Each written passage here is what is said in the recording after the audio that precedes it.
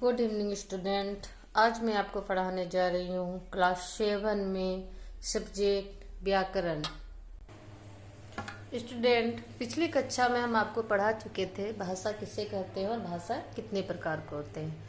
आज मैं आपको बताऊंगी बोली किसे कहते हैं। बोली भाषा का क्षेत्र रूप बोली कहलाता है। भाषा का एक जो क्षेत्र विशेष पर जो बोला जाता है वो बोली कहलाता है।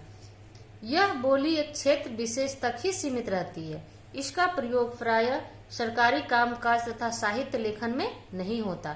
जैसे बोली कौन कौन से है? पहाड़ी, कुमाऊनी, खासी आदि, ये सभी बोलियां हैं। ये सब बोलियों का प्रयोग सरकारी कामकाज में नहीं होता है और इन सब का एक सीमित क्षेत्र होता है। ये अपने क्षेत्र में ही बोली जाती है। चलिए, दूसरा है लिपि। इसका परिभाषा है कथित विचारों एवं भावों को लिखकर प्रकट करने हेतु निश्चित किए गए चिन्ह लिपि कहलाते हैं। लिपि का एक विशेष चिन्ह होता है और उसी चिन्ह से हमारा लिपि बनता है। लिपि बहुत से तरह के होते हैं, जैसे देवनागरी लिपि, रोमन लिपि, गुरुमुखी लिपि इत्यादि।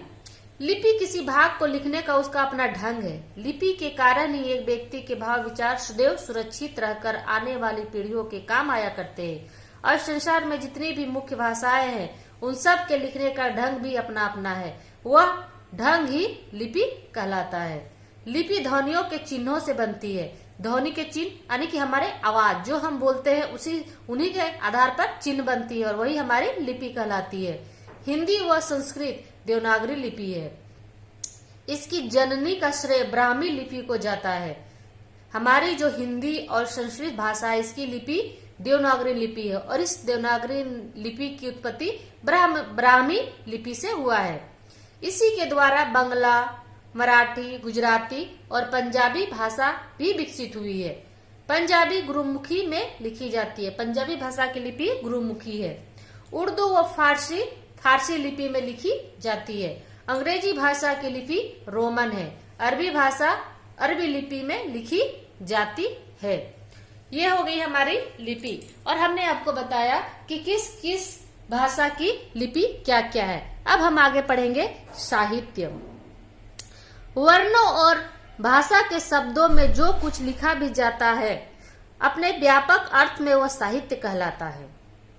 इस प्रकार हमारी भाषा में लिखा गया भूगोल, गणित, इतिहास, अर्थशास्त्र, राजनीति शास्त्र, वाणिज्य शास्त्र, ज्ञान विज्ञान आदि सभी विषय साहित्य ही हैं।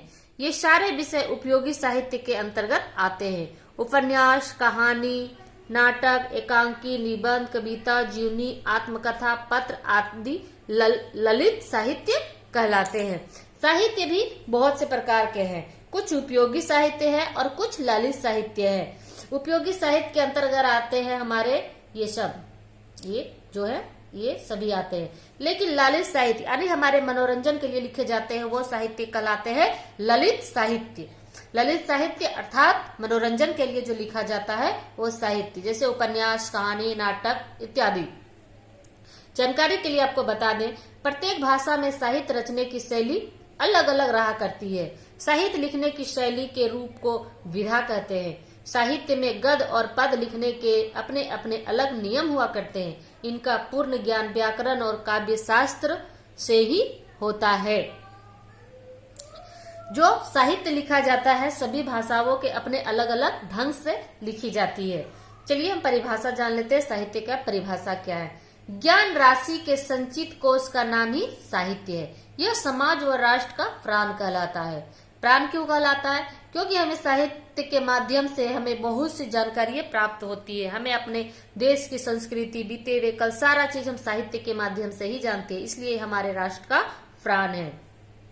अब हम आगे पढ़ते हैं व्याकरण। व्याकरण किसे कहते हैं? व्याकरण शब्द विशेष रूप से पूरी तरह से करण, व्याख्या करना से बना है, अर्थात अच्छी तरह से समझाना व्याकरण कहलाता है।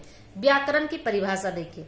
व्याकरण वो विधा है जो किसी भाषा को शुद्ध रूप से बोलना, लिखना और पढ़ना सिखाती है। हम पिछली कक्षा में ही आपको बता चुके हैं कि व्याकरण किसे कहते हैं। आप अभी 7 क्लास में हो लेकिन 6 क्लास से ही आपको पढ़ाया जाता है व्याकरण किसे कहते हैं। 1 से ही आपको पढ़ाते आए हैं कि व्याकरण किसे कहते हैं। इसलिए उम्मीद है कि आपको ये अच्छे से याद होगा।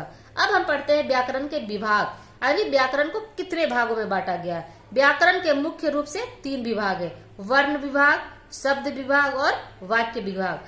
इनका आगे पृथक पृथक अध्यायों में विस्तार से वर्णन किया जाएगा। अब हम नेक्स्ट चैप्टर में वर्ण विभाग, शब्द विभाग और वाक्य विभाग के बारे में विस्तार से अध्ययन करेंगे।